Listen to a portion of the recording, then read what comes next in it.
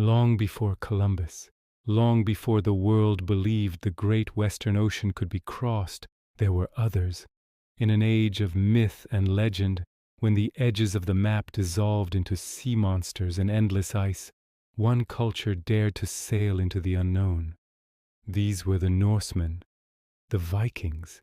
Their story, for centuries dismissed as mere folklore, has now been proven as one of history's greatest epics of exploration.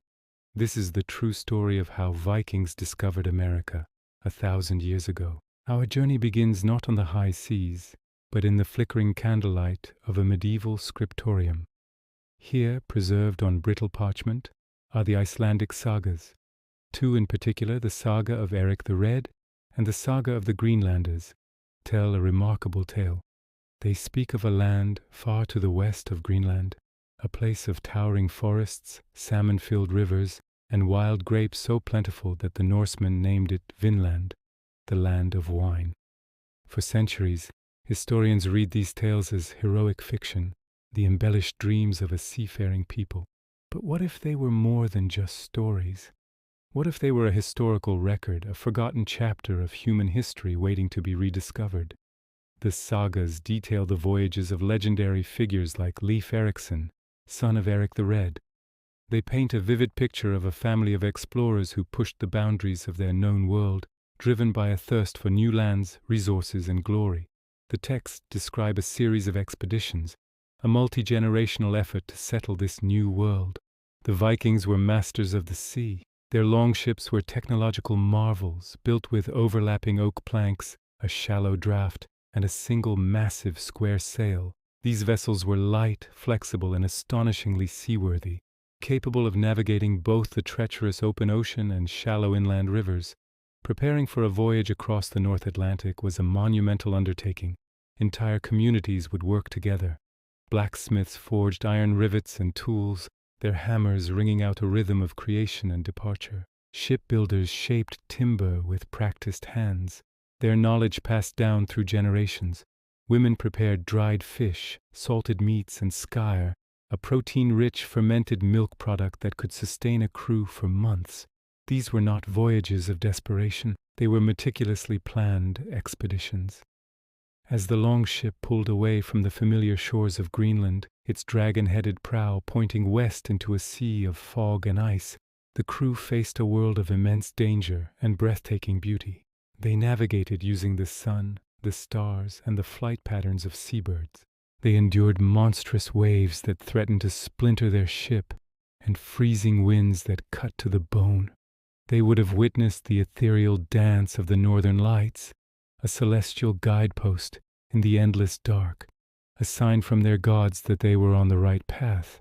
After weeks at sea, a shadow appeared on the horizon. Land. The sagas described their first landfall at a place they called Helluland, the land of flat stones, likely Baffin Island. Pushing south they found Markland, the land of forests, which corresponds to modern-day Labrador. Finally they reached a place that matched the descriptions of Vinland. Imagine that moment, stepping ashore after a harrowing journey across the Atlantic. The air, thick with the scent of pine and damp earth. The ground, rich with berries and wild grasses they had never seen before. The landscape, a stark and beautiful contrast to the treeless, icy shores of Greenland they had left behind. They found a land of abundance, a paradise for a people from a harsh northern climate. The sagas tell us they built temporary shelters, explored the coastline, and interacted with the native inhabitants, whom they called the Skraelings. These first encounters were complex, a mix of cautious trade and sudden violent conflict. The Vikings were vastly outnumbered, and their foothold in this new world was tenuous. The sagas speak of skirmishes, misunderstandings, and a growing realization that this beautiful land was already home to a resilient people who would defend it fiercely.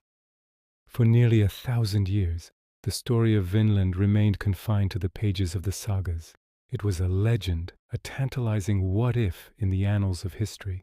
Then in 1960 everything changed. On the northernmost tip of Newfoundland, at a place called Meadows, A Norwegian husband and wife team of archaeologists, Helgi and Anstein Ingstad, made a discovery that would rewrite history.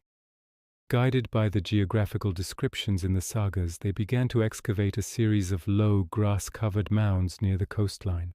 What they uncovered was astonishing. Beneath the earth were the remains of a Norse settlement. They found the distinct outlines of longhouses, built from turf and timber in a style identical to those found in Greenland and Iceland. Inside one of the structures, they unearthed a smithy, a workshop for a blacksmith, complete with a stone anvil and traces of smelted iron ore. This was the smoking gun. Indigenous peoples of North America did not practice iron smelting. The most definitive piece of evidence was a small bronze ring-headed pin, an object of unmistakably Norse design used for fastening a cloak. Further excavation revealed iron boat rivets, a soapstone spindle whorl used for spinning wool, and butternuts, which are not native to Newfoundland, suggesting the Vikings had explored even further south. Carbon dating of the site's timbers placed the settlement's occupation squarely around the year 1000 AD, a perfect match for the timeline of the sagas. The legend was true. The Vikings had been here. Meadows was the first and only authenticated Norse site in North America, tangible proof that Columbus was not the first European to reach the New World. The discovery at Meadows was a watershed moment, but it was only the beginning. In recent years, a new wave of scientific investigation is adding incredible new layers to this ancient story. Modern science is unlocking secrets the sagas never told. Advanced satellite imagery has identified a potential second site at Point Rosé in southern Newfoundland, showing magnetic anomalies and turf patterns consistent with Norse construction, though its confirmation remains a subject of intense archaeological debate. DNA analysis is also painting a richer picture. A genetic study revealed that an Icelandic family has a unique C1e genetic marker, a lineage primarily found in indigenous peoples of North America and East Asia. The evidence suggests that a Native American woman may have traveled to Iceland with the Vikings around the year 1000, perhaps as a captive, a wife, or a companion, leaving a genetic legacy that has survived for a millennium. Furthermore, new analysis of Viking Age artifacts is revealing the extent of their explorations. Scientists studying wood samples from Norse settlements in Greenland found they were made from tree species like hemlock and jack pine, which are native only to North America, proving that the Vikings continued to make voyages to Markland for timber long after the Vinland settlement was abandoned. This wasn't a one-time event. It was a sustained, generations-long connection to a continent across the ocean. So who were these people? The Vikings who sailed to America were not the horned helmeted barbarians of popular myth. They were farmers, traders, and above all, explorers. Their journey to Vinland was the culmination of a westward expansion that had begun centuries earlier, a stepping-stone voyage from Norway to Iceland to Greenland, and finally to the shores of a new continent. They were not conquerors in the way later Europeans would be. They were a small band of pioneers on the edge of the world, seeking resources and a new life. Their settlement was short-lived, lasting perhaps only a few decades before they retreated back to Greenland, unable to sustain themselves so far from home and in the face of resistance from a larger native population. Their story was nearly lost, a whisper that faded into saga and song, but it was never truly gone. It was simply waiting, hidden in plain sight in ancient texts and buried beneath the coastal earth of Canada. The Vikings were the first Europeans to build a home in America, the first to forge iron on its shores, the first to leave a legacy written not in grand monuments, but in the quiet, undeniable truth of archaeology and science. Theirs is a testament to the boundless human spirit of discovery, a reminder that history is a vast ocean, with new worlds always waiting just beyond the horizon. Thank you for joining us on this incredible journey back in time. If you found this story as fascinating as we do, don't forget to like this video, subscribe to our channel for more historical deep dives, and hit the notification bell so you never miss an update. Let us know in the comments what piece of Viking history you find most amazing.